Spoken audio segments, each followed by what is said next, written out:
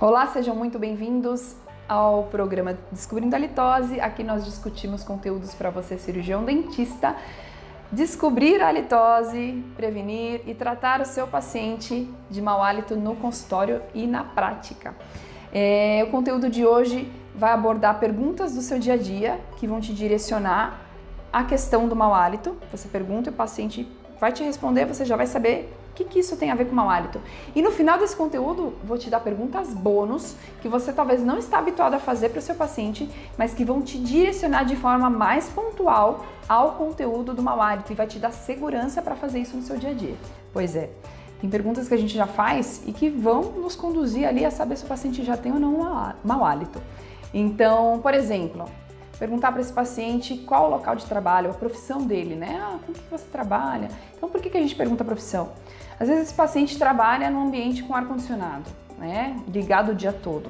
Isso provavelmente resseca a mucosa nasal, pode levar a mais problemas respiratórios, além de pacientes, por exemplo, que trabalham com produtos químicos ou em área com muito calor. Tudo isso pode interferir nessa questão respiratória. Um paciente, por exemplo, que trabalha em um nível de estresse muito alto, né? Um tipo de trabalho que exige criatividade o tempo todo, ou que trabalha em imprensa, sei lá, tem várias profissões aí que lidam muito com estresse no dia a dia, na rotina mesmo, né, do trabalho. Isso também pode acabar levando ao mau hálito pela baixa salivação. Pessoas que falam muito, né? Professores, palestrantes, então você fala ali por muito tempo também, o ressecamento da mucosa oral pode ser muito grande. Então uma pergunta simples, que você já está ali, pergunta qual a profissão do paciente e você nem sabe o motivo dessa pergunta. Então são detalhes que a gente pode já começar a analisar com outros olhos e nos direcionar e a começar a pensar que esse paciente pode ou não ter uma tendência maior a ter mau hálito.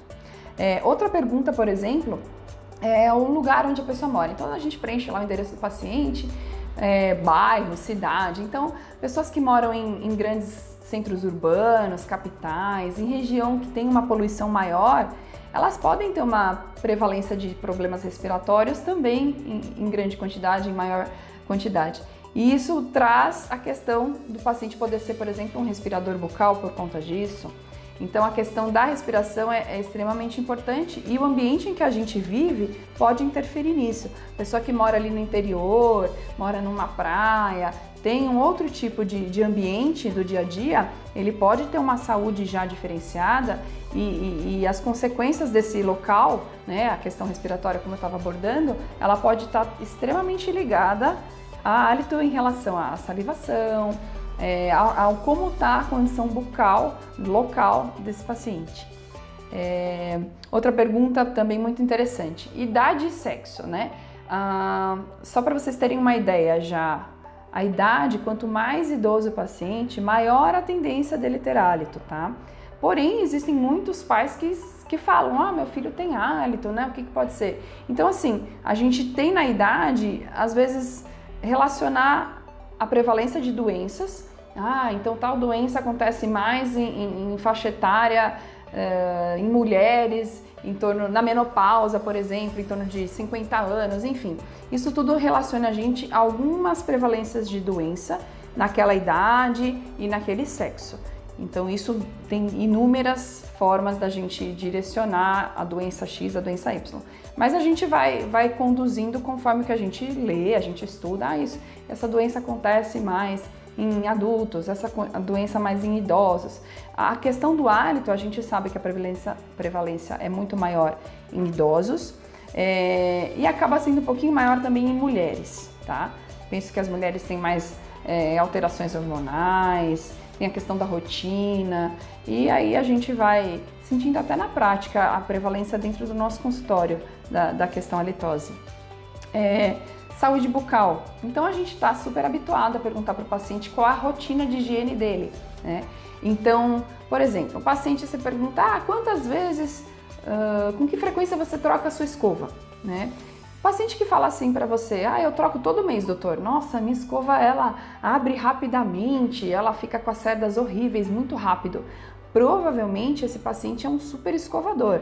Então ele tem um excesso de escovação ou pela força muito grande, né, na mão, ou é um paciente extremamente preocupado com aquela higiene bucal.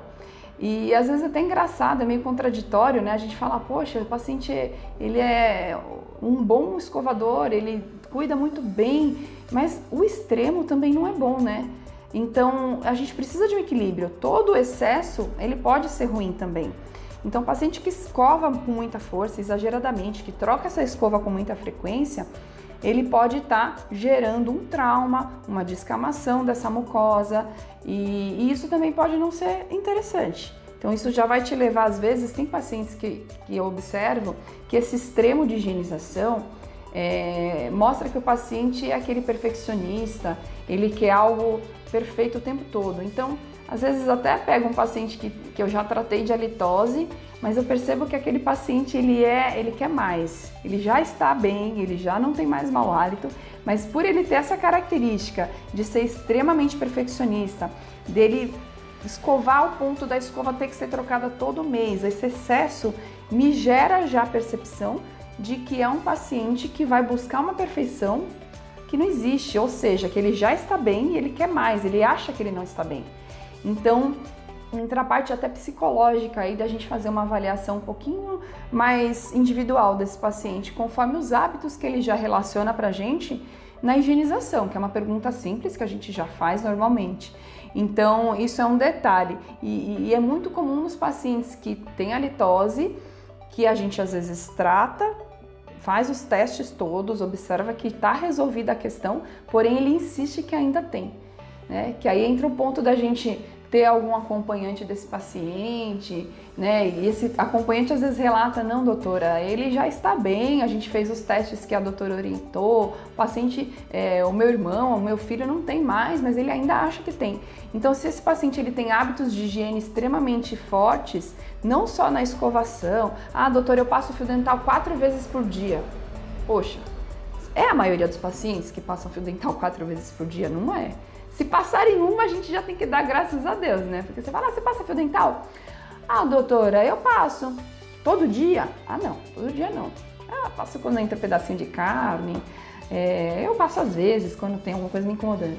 Gente, se o paciente passa fio dental às vezes, a resposta é não, esse paciente não usa fio dental, tá? Usar fio dental é usar todo dia. Então não adianta ele usar dia sim, dia não, porque o problema de inflamação, bacteriana, a gente está cansada de saber, ele pode acontecer. Às vezes o paciente tem aquela questão da sorte, né? Lógico, por questão salivar, genética, higienização, vários fatores interferem no desenvolvimento de uma inflamação, de uma cárie. Então, às vezes o paciente é meio porquinho mesmo, e mesmo assim ele não tem tantos problemas evidenciados por essa questão da genética e da salivação envolvidas. Mas toda essa análise que a gente faz da rotina que esse paciente tem de higienização, ela vai muito além do que você só marcar que o paciente escova lá 3 vezes por dia, que passa fio dental todo dia. Então a gente tem que tentar esmiuçar um pouquinho mais essas respostas para direcionar na conversa já onde a gente quer chegar. A questão do enxaguante bucal. Eu não sei se todo mundo tem hábito de perguntar, mas eu acho extremamente importante. Você usa algum enxaguante bucal? O paciente vai falar, eu uso, doutor, eu uso aquele lá que arde bem a minha boca, tem álcool, nossa, é uma delícia, parece que mata todos os bichos, eles falam assim pra gente, né? Eu faço, nossa, eu sinto arder, parece que tá matando tudo, fica com a boca 10, um gostinho maravilhoso.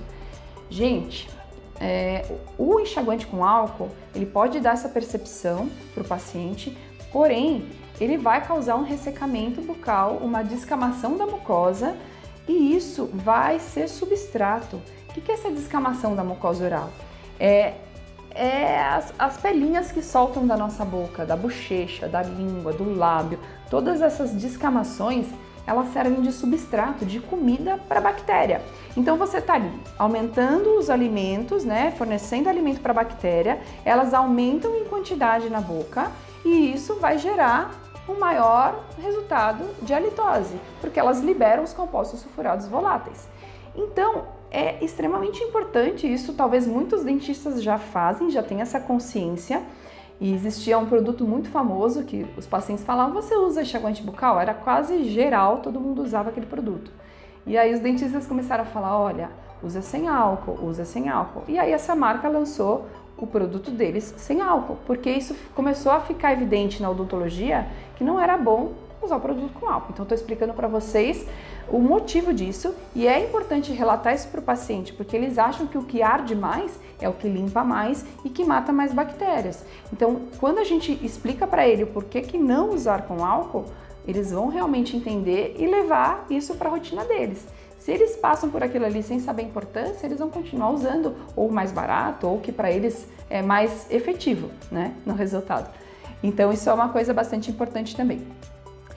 Pacientes que já fizeram quimioterapia e radioterapia. Então, a quimio e a rádio, a gente sabe que durante o processo e mesmo depois, pode ter uma consequência de gerar a hipossalivação. Então, afetar as glândulas salivares, principalmente quando o tratamento é realizado em cabeça e pescoço.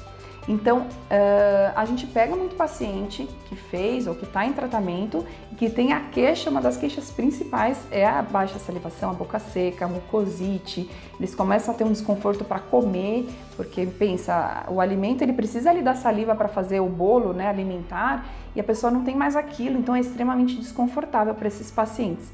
E isso a gente pode também pensar em baixo fluxo e, consequentemente, esse paciente também vai estar tendo mau hálito.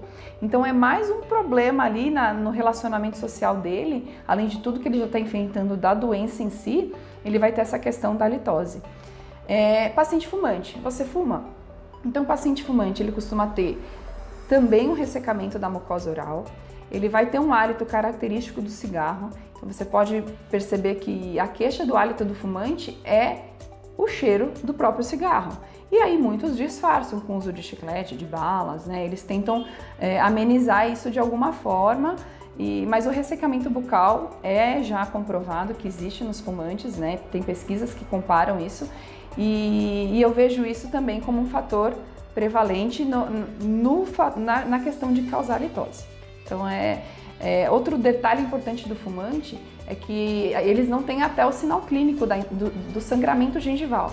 Então, às vezes o paciente está tendo um problema periodontal, porém não tem sinais clínicos como os outros pacientes que não fumam. Então, o fumante às vezes não está tendo aquele sangramento evidente, a gente olha aparentemente, porém a gente sabe que os bastidores são outros, que ali está desenvolvendo uma doença, uma perda óssea silenciosa e que no momento que aquilo ficar visível para a gente clinicamente ou mesmo para o paciente, já pode estar numa situação muito mais grave.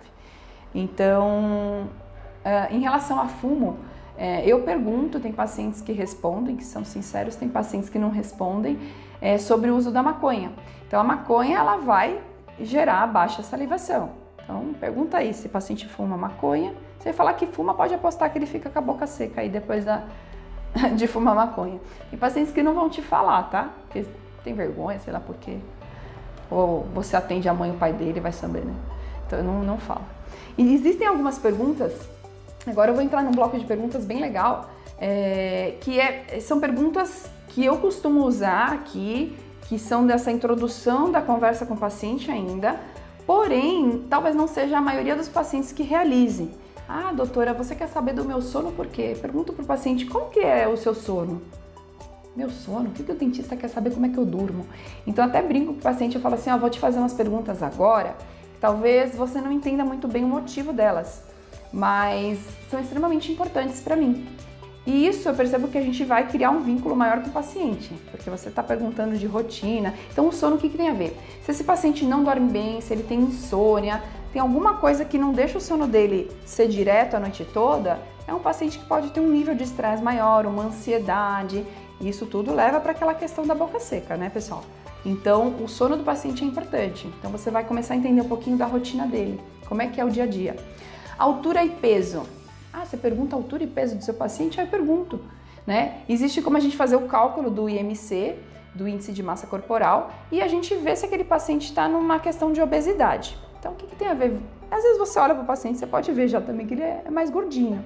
E isso relaciona-se muito ao paciente obeso que acaba tendo o ronco, né? O paciente ronca muito, ele vai ter a boca seca.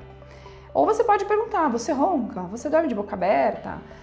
Isso também vai direcionar um pouquinho, mas o paciente obeso você já pode pensar que ele pode ter um problema de roncar e que te relaciona à boca seca.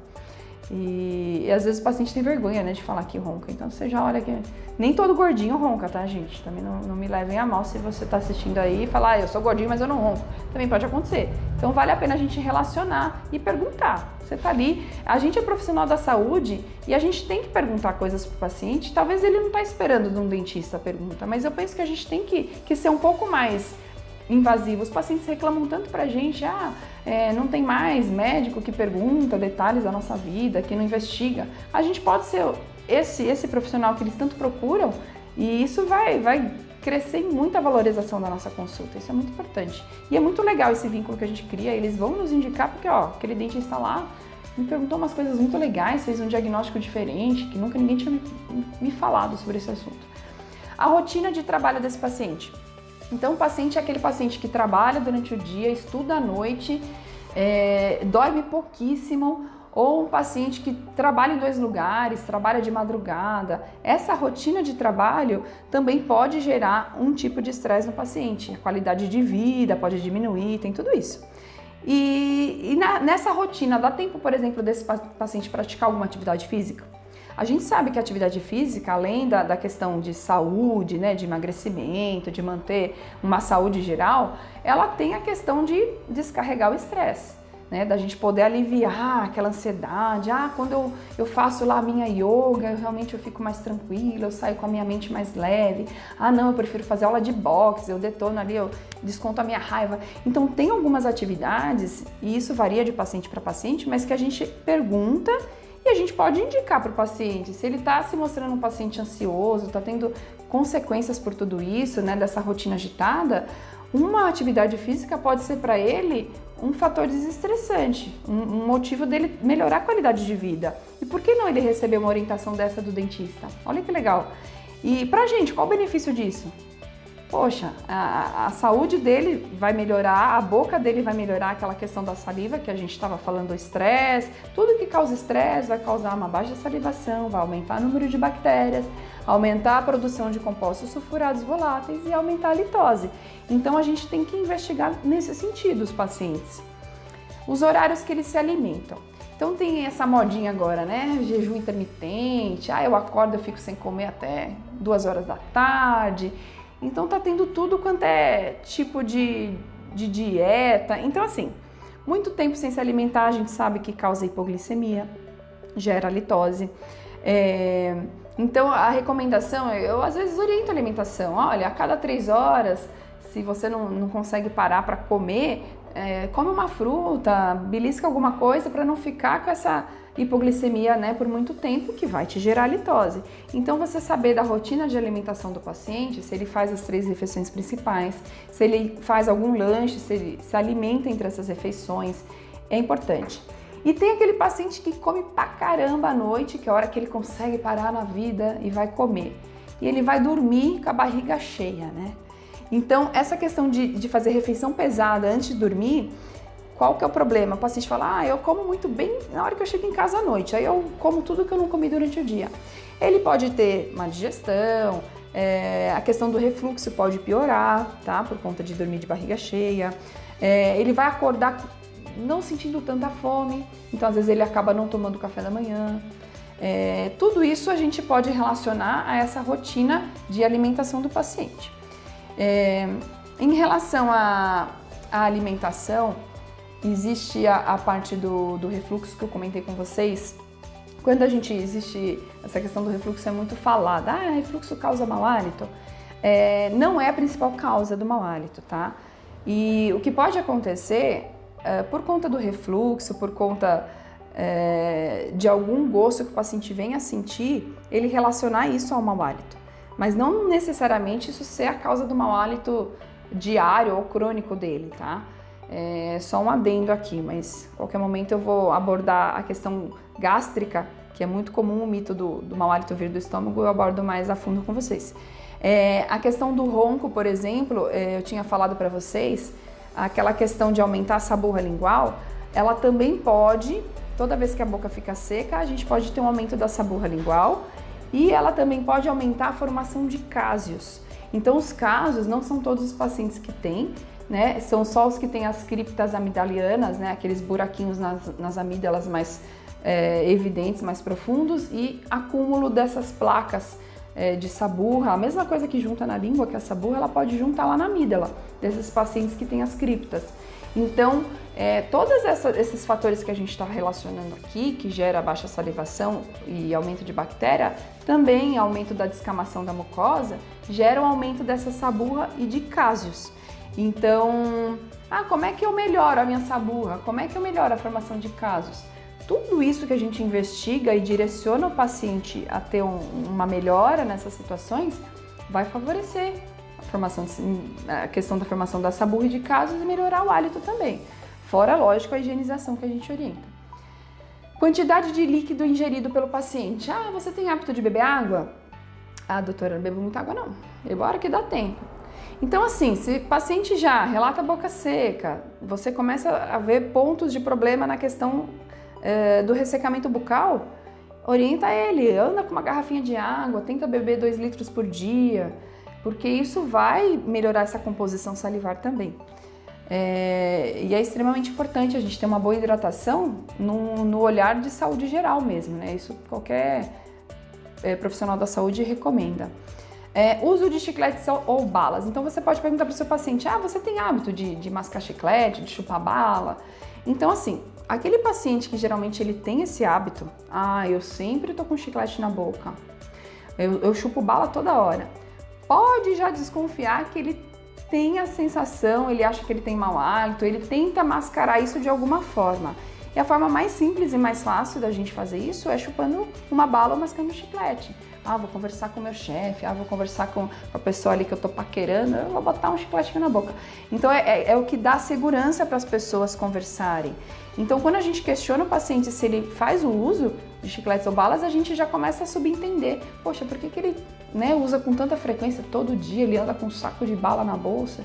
Enfim, já começa a pensar se não é o motivo dele ter mau hálito que faz ele usar esses dispositivos que a gente sabe que são mascaradores. Isso não faz o tratamento.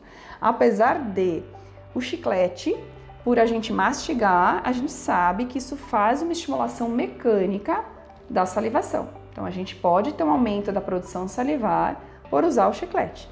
Então eu brinco com o paciente, falo, usar o chiclete para mascarar o hálito não é legal, mas para a questão de aumentar a sua salivação, se a sua questão for a queixa da boca seca, pode ser uma forma, uma fisioterapia, eu brinco que é uma fisioterapia da glândula, de estimular essa glândula e ter uma melhora da sua percepção.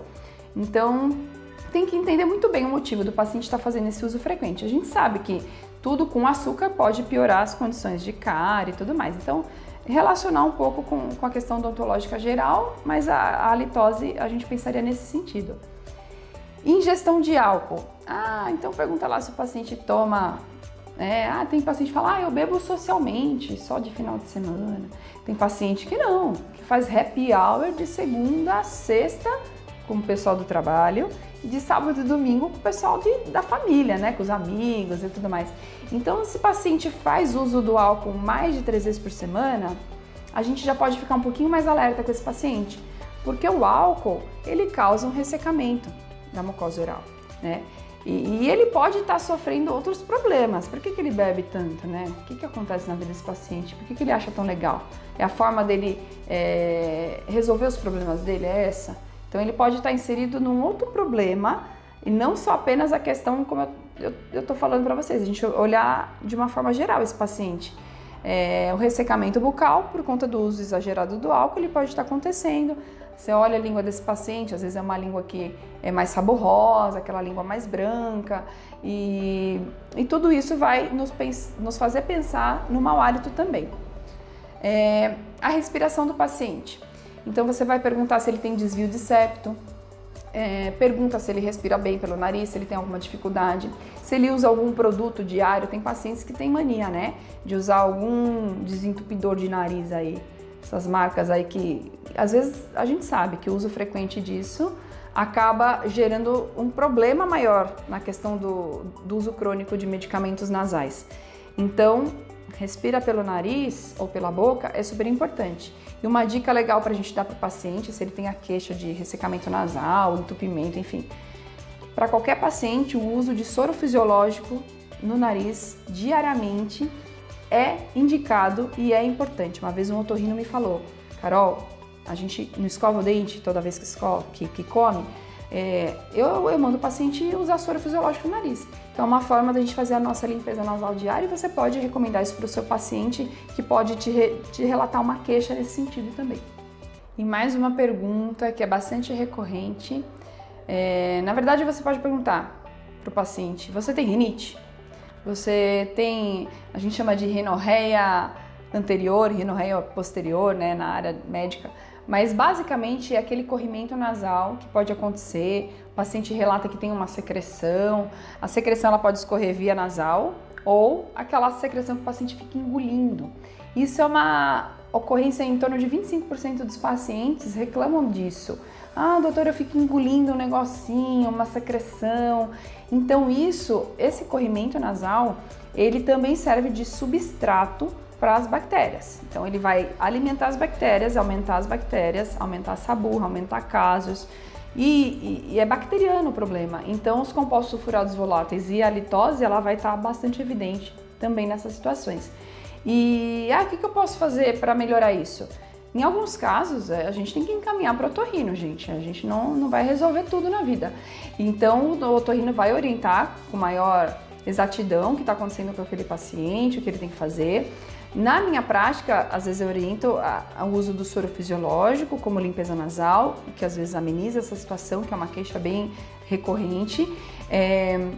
E gargarejos, né? Os gargarejos, eles também podem auxiliar, porque esse paciente, ele é como se esse corrimento nasal, ele ficasse acumulado. Existe uma região anatômica da região da faringe, aqui atrás da garganta, que chama valécula. E essa valécula, ela pode ficar recebendo esse corrimento nasal posterior e vir um depósito ali. Então, quem vai ajudar a gente a limpar essa região é o gargarejo. Então, eu sempre oriento meus pacientes a realizarem gargarejo após a higienização, seja com água mesmo ou seja com enxaguante bucal. E essa região começa a ficar um pouco mais higienizada. Mas sempre se tiver um problema crônico de rinite por processos alérgicos, enfim, cada paciente é um caso, aí encaminha para o otorrino, só alerta o paciente que isso também pode ser um fator causal e que às vezes a gente fica aqui no consultório correndo atrás da solução sozinho, mas um otorrino fazendo algum tratamento para essa rinite, por exemplo, pode dar um resultado somatório, melhorar ainda mais a situação do paciente. E a gente precisa andar junto com os outros profissionais em algumas situações. Então, essa questão da rinite ela é bastante comum, por isso que eu achei importante também falar ela aqui para vocês. No final das contas, eu queria evidenciar para vocês o quanto eu achei importante falar sobre isso. Então, tem perguntas que a gente já faz de rotina, isso já pode te ajudar a abordar o paciente e a levar os sinais que ele te conta para o diagnóstico da halitose, assim como essas últimas perguntas que talvez não sejam tão comuns para vocês perguntarem no dia a dia e que vocês já podem começar a introduzir na anamnese, e eu levo essas perguntas como uma conversa com o paciente. E o paciente se sente extremamente importante, ele fala: nossa, ninguém nunca me perguntou essas coisas, nenhum dentista nunca falou isso pra mim, e ele vai se sentir priorizado por você, né? O meu dentista me perguntou isso, me deu as orientações, algumas dicas, eu comecei a fazer, eu vi diferença em casa, a minha mãe tem esse problema, eu comentei com ela, ela já viu diferença só de começar a fazer o gargarejo, a beber mais água, a limpar a língua. Tudo que a gente aborda com o paciente, ele sai dali, ele vai comentar com alguém, ele conversa com as pessoas e isso vai te valorizar como profissional, vai te dar uma autoridade no assunto. Ah, Carol, eu não falo de mau hálito porque eu não conheço o assunto, não sei o que eu vou falar para o meu paciente. Começa dessa forma, são perguntas, você está interessado na saúde do seu paciente. Nem sempre você vai só falar do dente dele, mas quando você faz essa abordagem mais ampla, ele vai olhar para você com outros olhos. Falar: meu dentista tá perguntando coisas aí que nem meu médico pergunta. Então é muito legal isso e eu penso nisso de uma forma do paciente se sentir da família. Eu falo que eu crio um vínculo ali com o paciente. E ele gosta de voltar. Eles vêm, eles trazem a família inteira. Eles conversam com você com uma intimidade diferente, porque você está sabendo da rotina dele, da saúde dele, de coisas, às vezes, que ele nunca falou para ninguém. E você já agora está sabendo. Então eu brinco que eles começam a me usar até como psicóloga, às vezes. Mas as pessoas estão muito carentes disso, dessas conversas, dessa atenção. E a gente, como profissional da saúde, da odontologia, a gente tem que abordar dessa forma e trazer isso como um benefício para a gente também, certo? Então, esse foi mais um episódio do Descobrindo a Litose. Sigam a gente nas redes sociais, interajam, mandem comentários, todas as dúvidas que vocês tiverem. Se ficou alguma coisa mais explicada, eu estou aqui à disposição. @Carolina Taroco no YouTube, no Insta e no Facebook. E eu espero vocês no próximo episódio.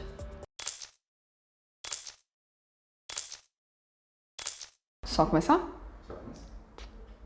Olá, sejam muito bem-vindos ao programa Descobrindo a Litose. Esse é mais um canal para você, cirurgião dentista, pesquisar... Não, vou começar de novo, desculpa. Olá, sejam muito bem-vindos ao programa Descobrindo a Litose. Esse é mais um canal que... Não, que mais um canal, mano? Parece que tem um monte de canal que faz isso, né? Aqui nós discutimos. Olá, sejam muito bem-vindos a mais um programa Descobrindo a Litose. Aqui nós discutimos conteúdos para você. Volta de novo, ficou terrível, né?